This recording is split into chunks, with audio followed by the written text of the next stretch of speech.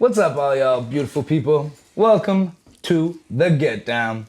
I'm Paulo13. I'm Frantic. And today's guest, we have Michael McGuire or Hermit of the Woods, or, wasn't that the dude that judged battles at the Elements League? Certainly is, all of the above. This week's episode brought to you by 902 Lit. We put the 2 lit in 902 Lit. And Dragon Energy, where the power is yours. Canada's newest energy drink. And it's actually really good. I haven't tried his because of COVID, but the yellow one looks good too. It's pretty good. It's good. Nice. You heard it here first, ladies and gentlemen. Let's get into it, shall we?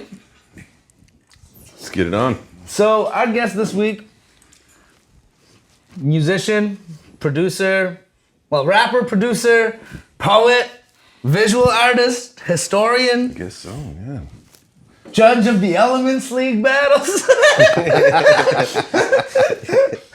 Professor. Yeah. And yeah, you've been in the scene for a long time. Like 20 years or so. Yeah. Which is weird. Strange to actually count it out and Pretty think much about that. Yeah. as long as I've existed. Yeah. My involvement could vote or, and go in the military. So, yeah, that's it's been a minute. I gotta admit, I did most of my research for this podcast by just watching the cut episode with you. It's good stuff in there, though. There was some solid shit. No, we also went through a couple of rounds, but one thing I found interesting was hip hop was like your first love musically. Like you weren't into other music? No. Like Weird Al was my first musical love. I loved me some Weird Al. I used to do Weird Al lip syncing shows in my basement for my parents' friends. That's hilarious. Oh, there's film footage of that somewhere in the world. That's where it all started. Jamie, pull up the video. Go to the tape. Go to the tape. Yeah, no, but hip hop was pretty early on. Yeah, I started getting into it when I was like a kid. I think you said 11? I think I was 9 when I first started like buying hip hop tapes. Yeah, you said it was tougher than leather? Tougher Than Leather, yeah, Run DMC and the Fat Boys coming back hard again. Classic. And then like that Rap Tracks compilation that had a little bit of everything on it. I'm talking old-timey stuff, so you probably never heard of it. It's in a museum somewhere, though. I don't know about the Rap Tracks, I don't think. It was good. I think it was like a Canadian, like, Polydor Records, but it had a little bit of Rakim, a little bit of Fresh Prince, and like some, I don't remember, like, Tone Loc was on there, that sort of stuff. Nice, funky Cold Medina. Exactly. So, yeah, it was a good intro. Got to see lots of good stuff. My first 2 rap albums were, I'm out of the shot. Getting too leisurely. My first 2 albums were KRS-One, self-titled. Oh, yeah. And Year of the Dog Again by DMX. Nice. Yeah. We got them at, like, what was it? HMV? Yeah, back when they had stores. Back when there were stores. Back when there were CDs. Yeah. Now computers and shit don't even have CD players. It fucks me up, man. I know, CDs are weird. You can have tapes now, though. Everybody's got tapes, but nobody's got tape players, so we're in it's a strange world we live in. Yeah, it's like some technology is going backwards. Like, it's a weird world where, like, CDs are old, but tapes and vinyls are cool. It's like... CDs were supposed to be the future. That was supposed to be like the shiny silver disc. Why is one cool and the other one's... Like, is it just that one's so much older that it's nostalgic? Yeah. And then one just seems obsolete. I think CDs are going to come back. Like once hipsters find like Discmans, the like portable CD players, those will come back, and then CDs will be cool again. That's my prediction. Right. Man, I had one of those little fucking Walkman bastards, and it skipped so much. I know they were terrible. Why? But they'll come back, and people will be like, "Oh, the more broken it is, the more valuable it'll be." Like, you can listen to the whole album at once. Like, you can't just jump around and listen to songs. So it's like a more complete listening experience. Yeah. But then MP3 players came out, and it was like you can have 75 CDs in your pocket. Yeah. I'm just kind of like, I'm cool. I hope CDs come back so people at least buy my music. They probably still love it. That's what rappers desperately need CDs to come back because we've got CDs to sell. Oh my God. We have a closet full of them somewhere. I can't sell streams out the back of my ride, man. I can't sell fucking streams out the back of my mama's car. You know what I mean? Like, buy CDs. I like CDs though because it had the liner notes so you could actually read about stuff. I like knowing about an artist. I like knowing who's in the group, who produced it, like where did they record the stuff. You don't get that anymore. No, it's true. You lose a lot of the information about who's behind a song. Yeah, like I was 3 albums deep into the Flatbush Zombies before I knew who their names were. It's like I really like this stuff, but I don't know anything about them. Yeah, and then eventually it's like I should go look. Because I want to know. They're awesome, man. I love the Flatbush Zombies. Yeah, I don't know where they've been lately. I don't know if they're still doing stuff, but I think they're getting ready to release another project. Yeah. But when there was that era when when Flatbush first came out, and then ASAP, and then you had like Big Crit in the South, and then like TDE was starting to come up. That hip hop started to get really exciting again. Oh, yeah, it's been good. Like, yeah. But like that's when I feel like it started. Like, you had acid rap. Like you had rappers from all regions really dropping. Yeah. Pro Era going in the north. Pro Era, J. Cole. Yeah. Odd Future even. Like, Exactly. What I mean? You had crews everywhere doing stuff. That was awesome. Yeah, and then it was the first time. Sorry, it's the first time I got really excited about hip hop. Yeah. Again, since like I first started loving the music as a child. Yeah, well, it was exciting. It's an exciting time because there's all this good stuff coming out, and that was what was exciting about like the '90s. As much as I put on my crusty old man rap hat when I start talking about the good old days, the '90s, back in 1993, when the Wu-Tang Clan came out. But like that's what it was. It was just there was a ton of shit going on, and all the stuff was coming out all at the same time. It was exciting. Yeah. And like there was variety, right? Like, we're talking 93, End of the 36 Chambers comes out. Yeah. And so does Midnight Marauders? Right around then. Yeah, I think Low End Theory was like 91, so Marauders would have been like 93, something like that. I think they came out But then the you same also year. had like Snoop and Dre out on the West Coast. You had Outkast starting to blow up in the South, and it was and interesting. And that's what was really exciting is there was all these different unique sounds coming and it was cool. Yeah. I mean, like Outkast got laughed at when they first played in New York. Yeah. They went to the new music at the new music conference or convention. Yeah, they got laughed at because they're like, we're from the South. And the South got something to say. The South got something to say. Yeah. They put it now, all those people who are laughing, it's like, where are you exactly? That's the thing with hip hop though, is like you really gotta like the typical hip hop narrative is you're gonna be laughed at or booed off stage or whatever at some point before you get to the being cool part. Yeah. You know what I mean? Like it's you need that. you gotta get it's shit humbling. You gotta play some shows to empty rooms. Yeah. And put out a few like tracks that go nowhere. Oh yeah. Just because that's how you learn how to not do that in the future. Absolutely. Like it's people downplay like hip hop is really like, especially these days where it's marketed so well, you gotta be so cool. Everything's so fucking cool all the time. You're the man, you got chicks, or if you're a chick, you got the dudes, right? Or whatever your preferences are. Yeah. That's, you got money. Yeah, back then you wouldn't even need to you wouldn't even know what someone would look like, like. Yeah. Or if you did, it was like from the video and it was very stylized. Yeah. But it wasn't about image as much as it is now. Now you got to have like the luxury automobile and your fancy mansion to park it out in front of and stuff. But a lot of these kids don't see the journey, or like they don't, or maybe they do, but they don't present it. You know what I mean? Yeah, I guess. Well, I mean, it's the struggle side. It used to be, the struggle side was cool and that's what you're talking about. And now you want to kind of get beyond that and be like, I've surpassed that. So now I'm just kind of counting my money and doing good things. Well, it's skipping steps, right? Just nice too. I'm all about rappers making piles of money. Absolutely. That's great. I mean, rappers make piles of money? Do they actually? Because I never Some of them do. Yeah, some of them do. I've never seen it. pretty much mostly everybody I know has never seen it.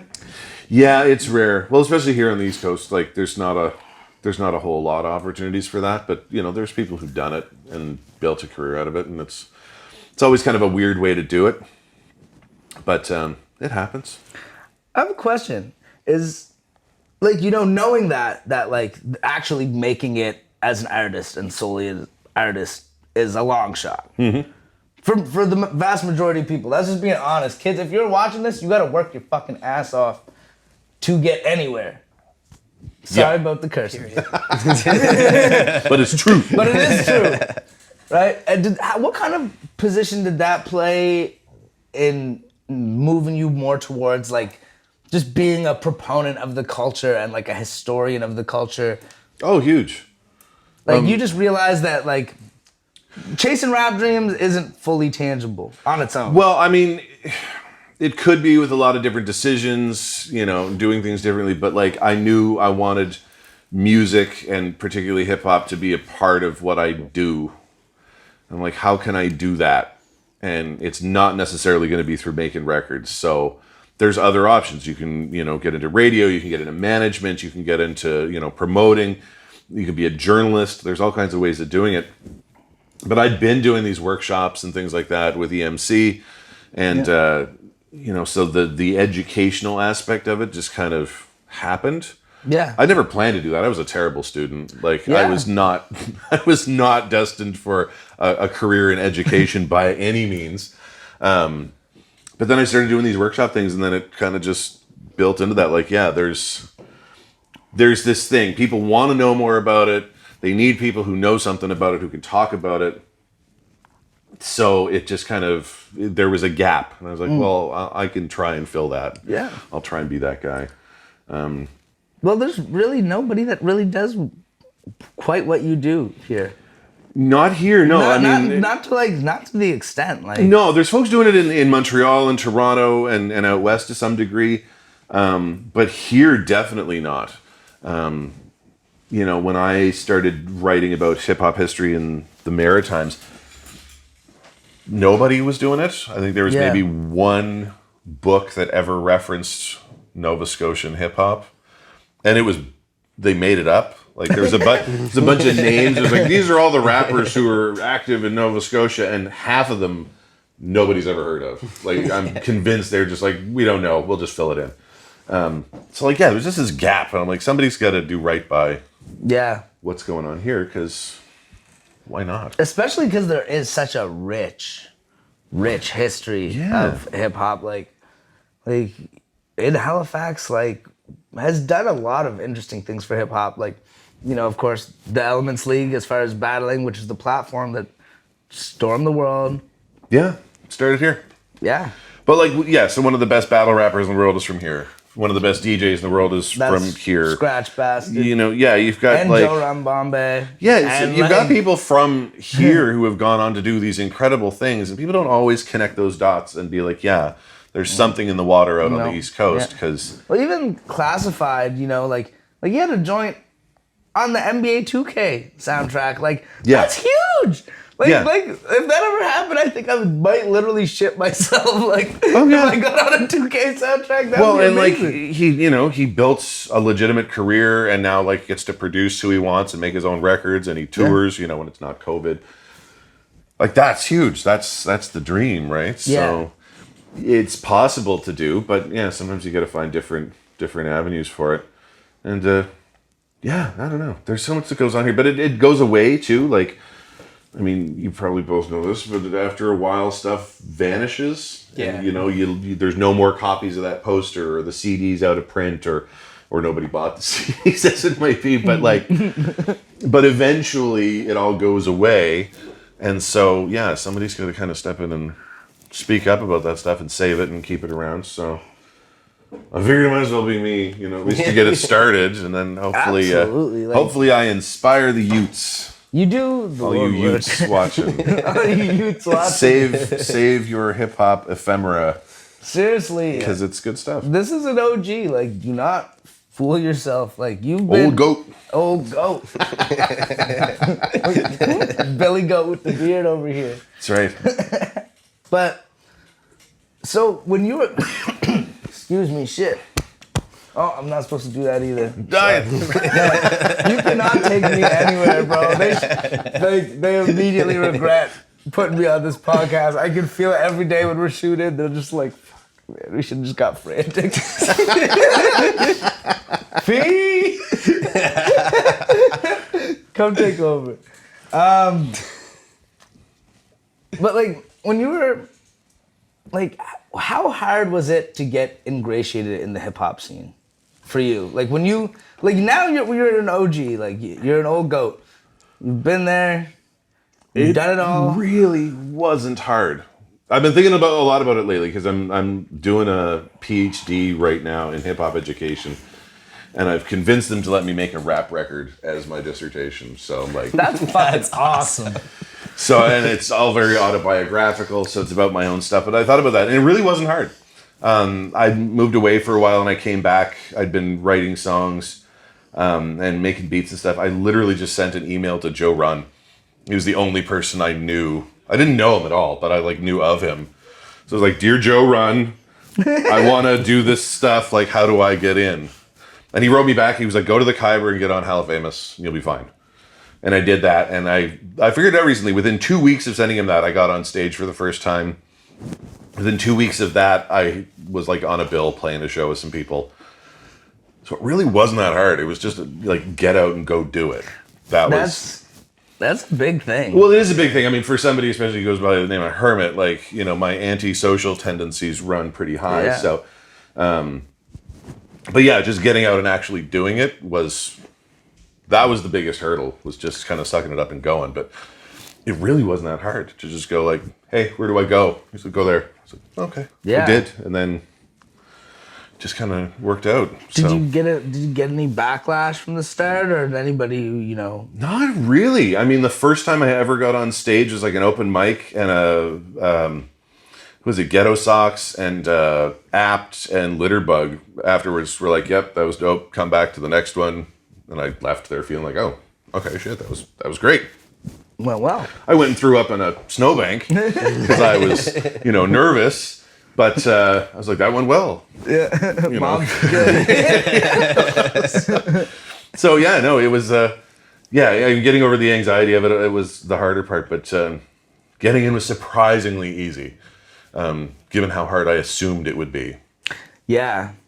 Well, the thing is, there's like kind of two sides to Scotian hip hop, right? There's the At least.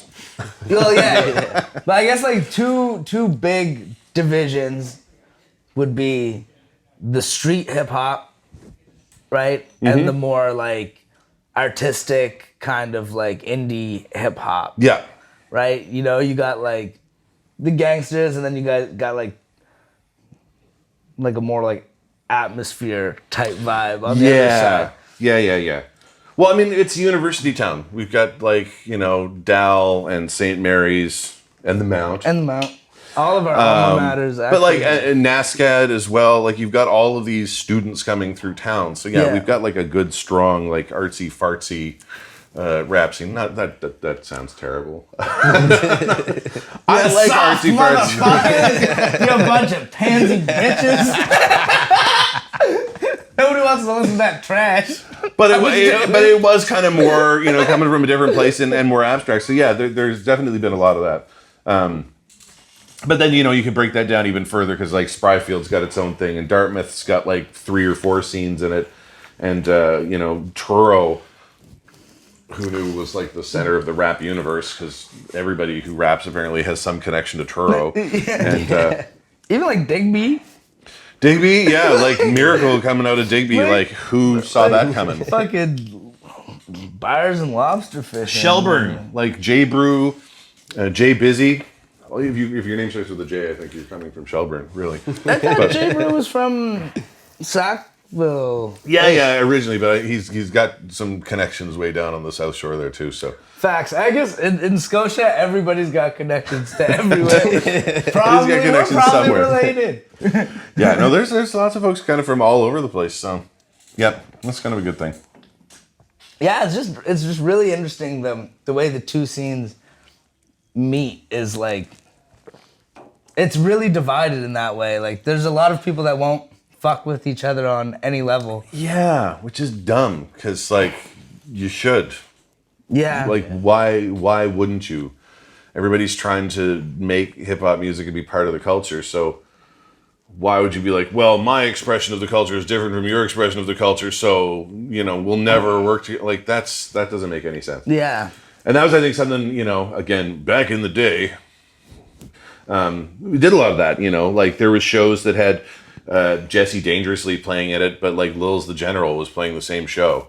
Yeah. And that was by design. It was to like cross those bridges and bring people together. So it's like, Well, that's how you get fans and shit. You know what I mean? You gotta steal each other's fans. It's gotta be crossover in a weird way. yeah. Well, I mean, it's not even stealing. It's just like if you're here and you like this stuff, yeah, it's not a huge community, so it's like, Yeah. why create artificial divisions within a scene when you don't really need to? Like everyone's trying to achieve the same goals, Yeah. and there is a little bit of that, like, well, but I want to achieve it faster than you, or I'm trying to get put on faster, but like. At the end of the day, though, everybody's doing stuff and trying to get to the same place. So Yeah. Just get out of the bucket.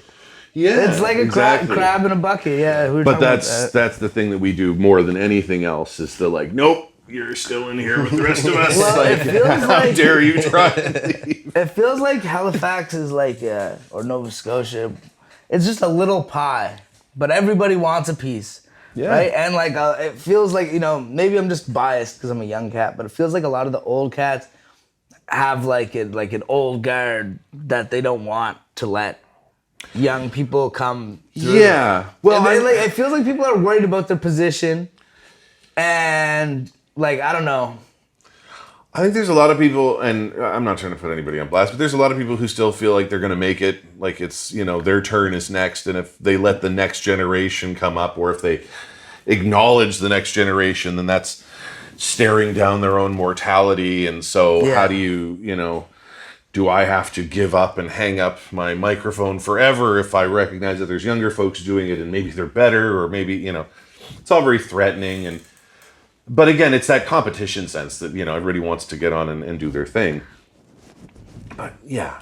There can be more than one. That's the thing. Like, there doesn't have to be. Oftentimes there is, right? Like, like if everybody is getting a little love, then you can build something. Yeah, and it puts like a scope on the city too when someone does well. So it should like, Yeah, but there is that sense though that like if somebody else is getting attention, then that's a negative for everyone who isn't. Yeah, and that's a weird way to look at it because, like to go back to the 1990s again, but like there was that time when the Halifax pop explosion, Sloan and Thrush Hermit and all these bands were blowing up, and Sub Pop was in town looking for the next Seattle. Like rappers benefited from that. Yeah, hugely. Hip Club Groove did, and Buck 65 did, because they were willing to kind of play along and be part of that whole thing. And then there's a lot of folks who didn't, who were like, oh, well, that's for them, and it's not about me, so I'm going to stay away from it. And they didn't get any attention for it. So, it's a hard thing, but you can see it with a bit of clarity, too, with time. Like, yeah, it works to everyone's benefit to just build it all up. Yeah. Well, when we started doing our shows and started putting on shows, it started as We Produced, and it became The Get Down.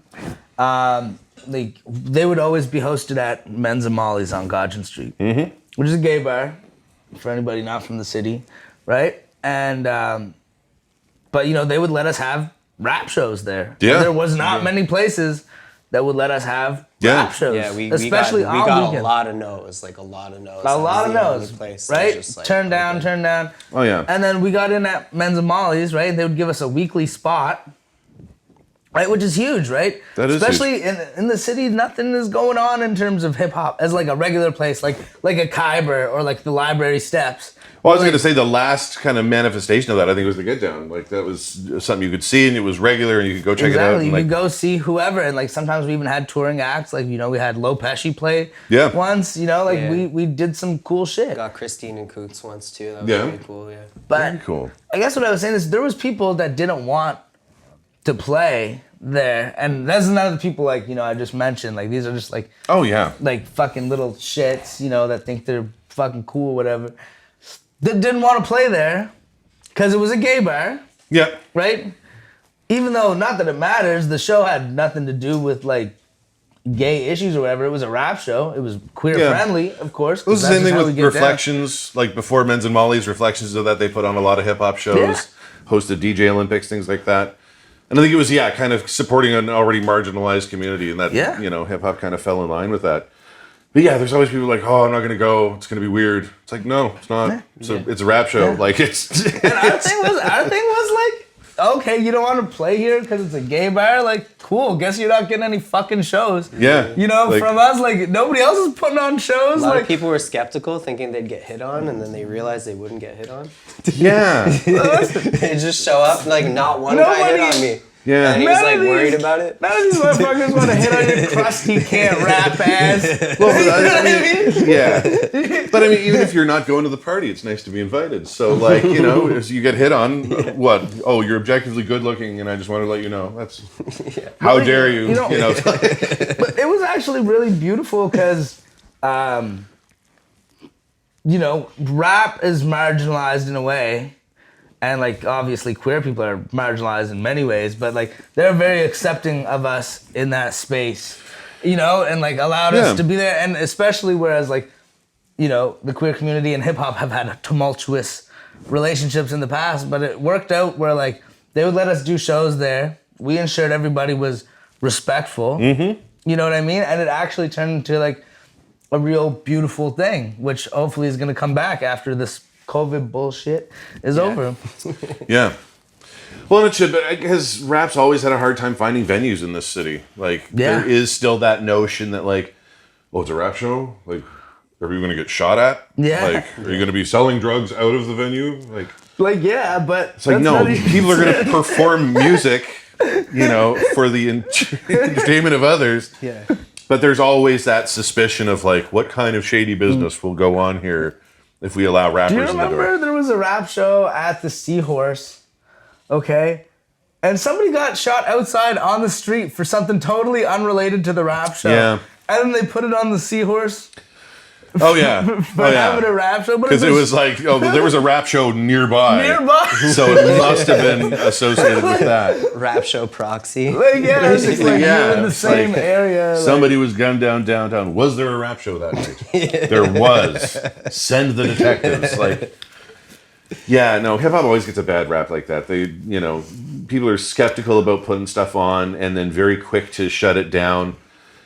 And I mean, being honest, sometimes rap crowds do get a little rowdy. Sometimes we have earned, getting turfed out of a place. But not always.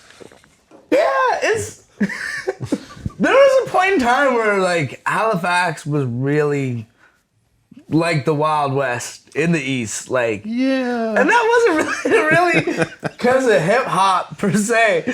But I mean, just like, when you'd have a show and all the different fucking hoods would get together and like sometimes it was just you wait for the boiling point, you know what I mean? Like, fuck. But like that speaks to the power of something like the Elements League, like the initial version, but the second one too. In the 2-3 years that the first one ran, there was never any incidents. No. There was no security that was hired. There was no, nothing. I can think of one incident that popped off at an event. It was handled internally. It was dealt with at the next event. It wasn't Demix. Shout out to Demix. What up?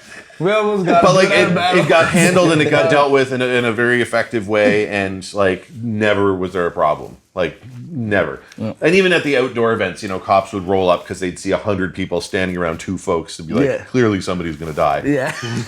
But once they saw what it was, they'd be like, oh, cool. And they'd watch it and they'd hang out. And then the next time they just kind of slow down, like, you're killing each other? No, okay, just keep driving. Like, folks got it once they got into it. But yeah, there's that assumption that it's going to be terrible, and then it's not always that way. No, sometimes. Actually, very often, considering how many battles happen just in the world, how many fights you see break out, very few, Math Hoffa punched somebody, Everybody saw that video. Yeah, and when it does, it's rare. Like, yeah, it's the exception. disaster. So, yeah. I think punched Mathoff in return. That was a different battle, but like that's not very often. No, and that's the whole point. Is like you're at a battle. This is like how you're gonna deal with your shit. Well, if you start showing emotions and you're getting obviously riled up, you lost. Oh yeah. Well, and they're also gonna go in on that, like, Yeah. just like, oh, I've identified your weakness. So mad right now. Wants to hit me so bad right now. Yeah. Yeah. But that's what battling's for. Is like you settle your shit that way, and then you don't have to take it outside. And if you lose and you got feelings about it, come back next time and try and be better. Yeah. Well, you know, I've made some good friends battling, and we did not like each other. Like Shift and I, we battled. I took the W, but it was aggressive battle, and we did not like each other for a while after. I was like, yeah, stay the fucking Cape Breton, man. You know, like, but you know, after that, we ended up going on a tour together. Yeah, like all of us. The my first battle, I lost against him. My first battle, and now we're good friends. So yeah.